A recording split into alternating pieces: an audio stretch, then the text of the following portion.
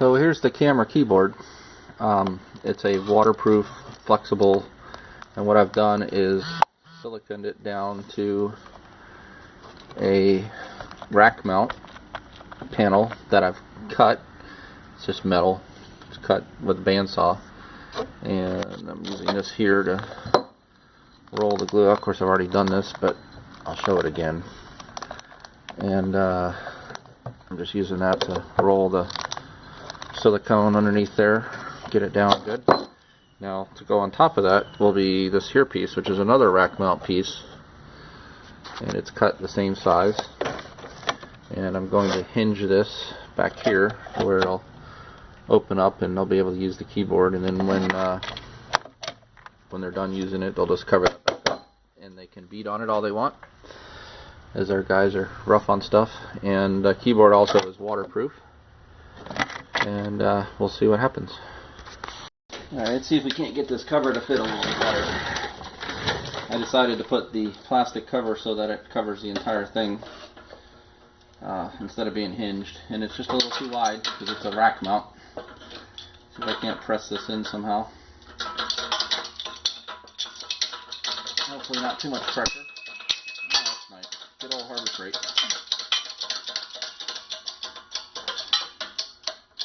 Yeah, let's see. A little centered.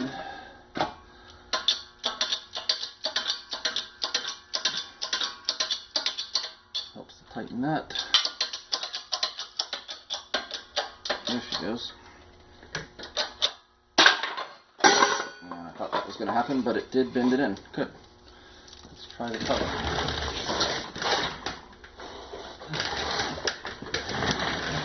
And that there. Yeah.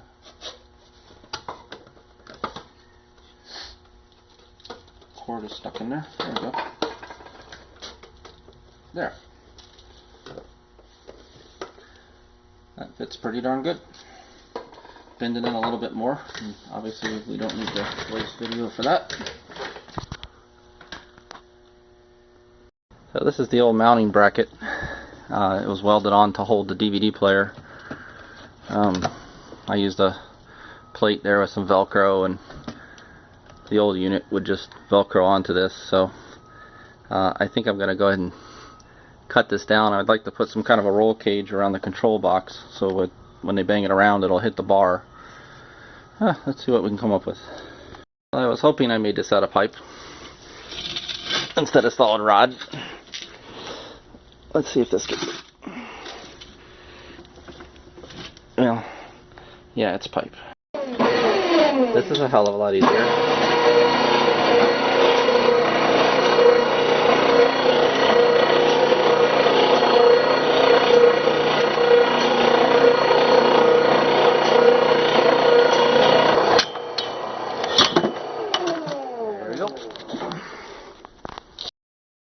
This is just a shipping coupling, drilled a hole. I'm tapping a 1/4-20 into it, put a 90 on there to hang on to it a little better. This is going to be the keyboard mount. Alright, I'm going to try and make a bushing for the keyboard to turn on.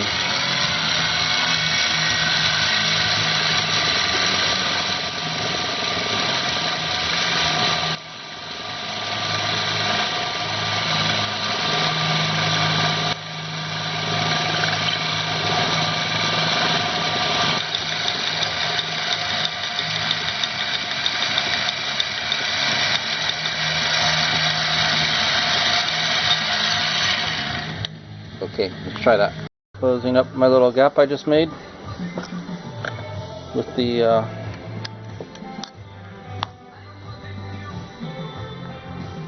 pressing the bushing in, hopefully.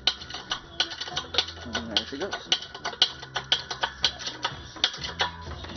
And that's the bottom because I gotta cut it. Okay, finally done. This is a conversion of a Q's Scout camera to a much more simpler system. We removed their boards out of there, which takes the input of the counter and does a text overlay and some other stuff on there. It's their custom EPROMs. They're very expensive to replace, and they had gone bad The little board especially. You can see there where I tried to do some chip replacement with the surface mount hot air machine. I have a rework station, and it didn't solve the problem. It helped it, but I still had some issues. So I went to a company called Black Box Camera over in the UK and purchased one of their custom boards, which accepts a counter input. So here's the camera system. First, on the outside, I've added somewhat of a roll bar here. Hopefully they won't beat it up getting into the truck. Tied in up here.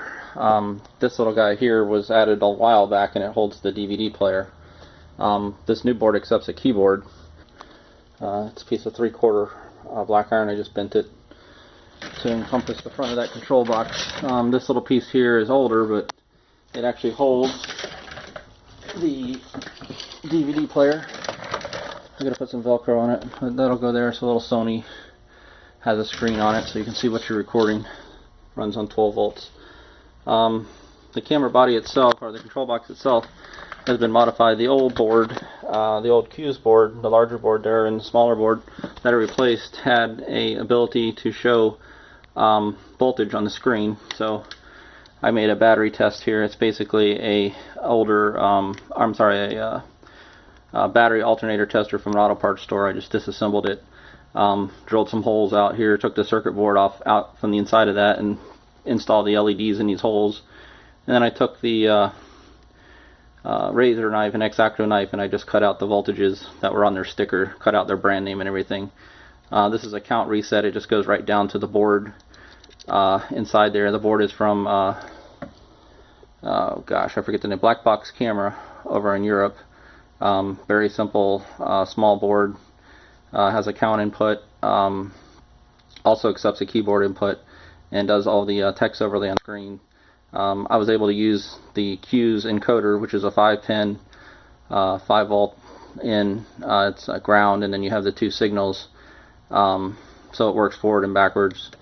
And I was able to tie into their encoder. The video signals inside were tied into the new board. Let's see what else. I used their power supply. I used their charger. None of that had any problems, so that all worked out pretty good. You can see here is the keyboard. I knocked out their plug and put in a PS2, which is the newer style, to accept the keyboard that I purchased for it. The keyboard itself is right here. This little guy. It's I made a sleeved out a coupling and put on a bar, welded on a bar, and this whole thing just lifts up like a little table. Remove the plastic cover, and here's your membrane, weatherproof, hopefully indestructible keyboard on this tray here. I gotta fix this cover to figure out what I'm gonna do with that to make it stay on there. Maybe hinge it or put it on a strap. I don't know. Yeah, it's just gonna fall. The side of the box has remained relatively the same. I don't know if you can see that. That is a something I printed on a color inkjet printer. It's instructions, keyboard set for the new commands, yada yada. And then I just laid it onto the box and sprayed clear down, and then squeegeed it on there with a credit card, and then I clear coated over it to seal it in. The other side, DVD player. I think we just about covered everything. We can turn it on. Flip the switch there. This is the display here. We've got date and time on the bottom. There's your counter footage here, forward and backwards. Count reset is on the box down there. I showed you that red button. You can also do it with the keyboard. I believe that's about it. So that's a modification from the Q's to a much simpler system that doesn't use their expensive boards. They do have excellent optics on their cameras, so obviously the camera is still the same. It also has a locator which runs off power to the camera, I would imagine, so I didn't have to do anything there to mess with that. So that's just about it. We got a nice roll bar, a folding keyboard now. That's their monitor, and that's it. One Q's modified camera.